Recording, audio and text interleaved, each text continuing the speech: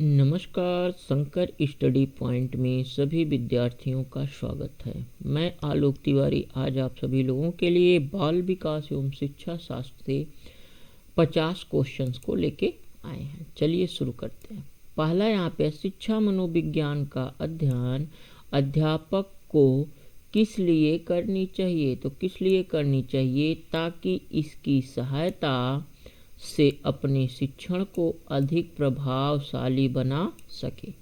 अगला है मनोविज्ञान व्यवहार का शुद्ध विज्ञान है। यह परिभाषा क्या है या किसने प्रतिपादन किया, तो ई वाटसन ने किया।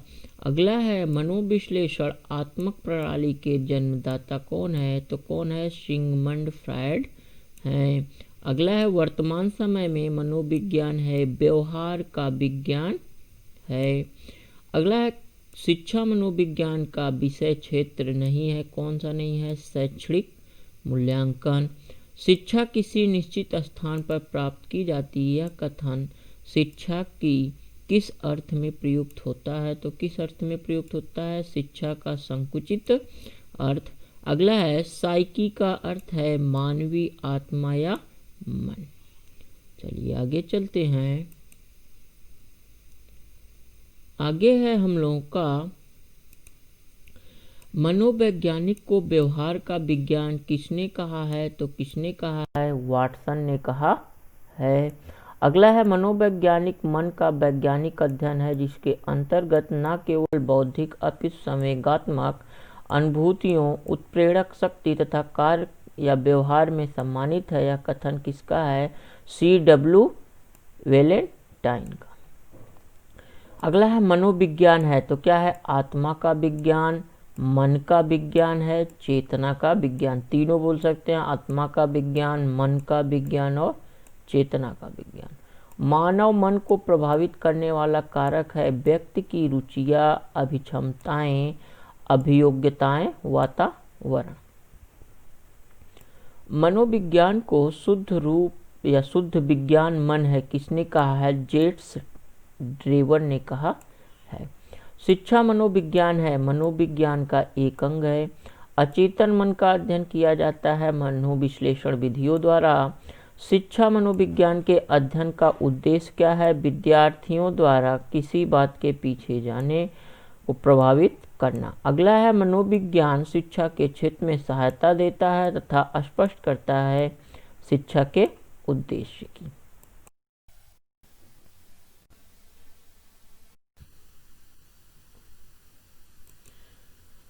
देखिए यहाँ पे क्या था, मनोविज्ञान शिक्षा के क्षेत्र में सहायता देता है तथा स्पष्ट कौन करता है, तो कौन है, शिक्षा के उद्देश्य की संभावना।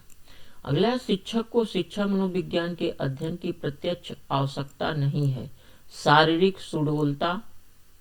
शिक्षा प्रक्रिया के अंग कौन कौन से हैं, शिक्षण के उद्देश्य, शिक्षण को समर्थ बनाने वाले ज्ञानानुभव, शिक्षण का मूल्यांकन। शिक्षा मनोविज्ञान का मूल उद्देश्य क्या है, विद्यार्थियों योग्यता एवं क्षमताओं को अध्ययन में रखते हुए उनके द्वारा किसी बात को सीखे जाने से सब संबंधित बात को प्रभावित करता है। अगला शिक्षा का संबंध है, किससे है, शिक्षा के उद्देश्य से और कक्षा पर्यावरण व वातावरण से। आंकड़ों का व्यवस्थापन करने हेतु संकलित आंकड़ों के संबंध में निम्नलिखित कार्य करना होता है। क्या करना होता है, वर्गीकरण, सारणीयन, आलेखी निरूपण। चलिए आगे चलते हैं। अगला है हम लोग का शिक्षा मनोविज्ञान की प्रकृति से संबंध में कहा जा सकता है क्या, यह सर्वव्यापी होता है तो सार्वभौमिक भी होता है। अगला शिक्षा मनोविज्ञान के सामान्य उद्देश्य हैं बालक की अभिव्यक्ति का विकास, शिक्षण कार्य में सहायता और शिक्षण विधियों में सुधार। अवस्था विशेष के अनुभवों के आधार पर ही हमें किसी को बालक, युवा, वृद्ध कहना चाहिए। यह कथन किसका है, फ्रॉवेल का है। शिक्षा मनोविज्ञान का प्रमुख उद्देश्य क्या है, कि जो शिक्षा मनोविज्ञान है उसका उद्देश्य क्या होता है, प्रमुख, तो बाल केंद्रित शिक्षा का विकास करना। चलिए अगला है मनोविज्ञान शिक्षा के क्षेत्र में सहायता देता है तथा बताता है कि शिक्षा के उद्देश्य संभावित है अथवा नहीं।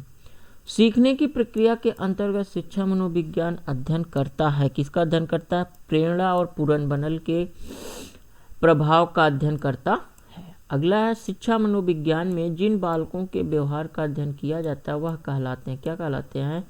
मंदबुद्धि, पिछड़े हुए और सकारात्मक बालक कहलाते। चलिए अगले की तरफ चलते हैं। अगला है हम लोग का शिक्षा मनोविज्ञान की विषय सामग्री का संबंध है, किससे है? तो सीखना से। मनोविज्ञान शिक्षा का आधारभूत विज्ञान है, यह कथन किसने दिया था? तो स्किनर का है। अगला है, मनोविज्ञान वातावरण के संपर्क में आने वाले व्यक्तियों के क्रियाकलापों का विज्ञान है, यह किसका कथन कहा गया है? किसके द्वारा कहा गया है? तो वुडवर्ड के द्वारा कहा गया है। शिक्षा का शाब्दिक अर्थ क्या होता है? पालन पोषण करना होता है, सामने वाले सामने लाना और नेतृत्व देना, ये शिक्षा का शाब्दिक अर्थ है। शिक्षा मनोविज्ञान का संबंध किससे है? शिक्षा से है, दर्शन से और मनोविज्ञान से है।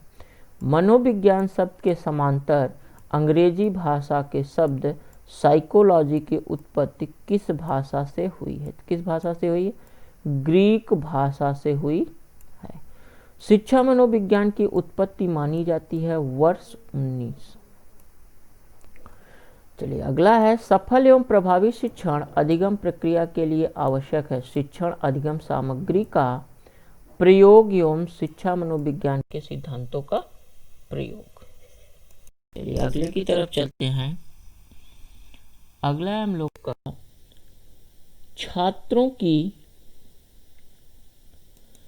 छात्रों की योग्यता एवं रुचि के आधार पर पाठ्यक्रम निर्माण में योगदान होता है शिक्षा मनोविज्ञान का। बुद्धि परीक्षण विषय है, किसका विषय है? शिक्षा मनोविज्ञान का यह एक विषय है। मनोविज्ञान का शिक्षा के क्षेत्र में योगदान है। अब शिक्षा बाल केंद्रित हो गई है। शिक्षक बालकों से निकट का संपर्क स्थापित करने का प्रयास करते हैं और शिक्षक को छात्रों की आवश्यकता का ज्ञान हो सकता है। शिक्षा मनोविज्ञान एक प्रमुख विज्ञान है, कैसा? तो शैक्षणिक सिद्धांतों का विज्ञान है। शिक्षा मनोविज्ञान का प्रमुख लाभ है शिक्षक शिक्षार्थी मधुर संबंधी होते हैं। हर्बर्ट के अनुसार शिक्षा सिद्धांतों का आधार होना चाहिए, कैसा होना चाहिए? मनोवैज्ञानिक की तरह से होना चाहिए।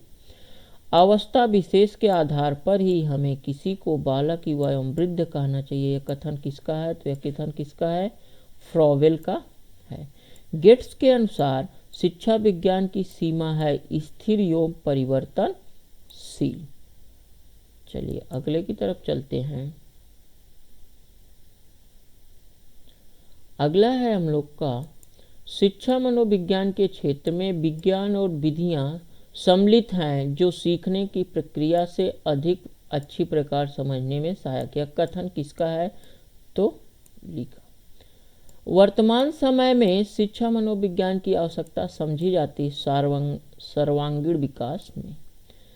वर्तमान समय में शिक्षा मनोविज्ञान की आवश्यकता कैसी होती? तो बाल केंद्रित शिक्षा होती है। शिक्षा मनोविज्ञान आवश्यक है शिक्षा एवं अभिभावकों के लिए।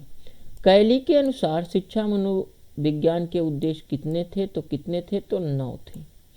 शिक्षा मनोविज्ञान का मुख्य संबंध सीखने से यह किसने दिया था? तो सॉरे एवं टेलफोर्ड का है।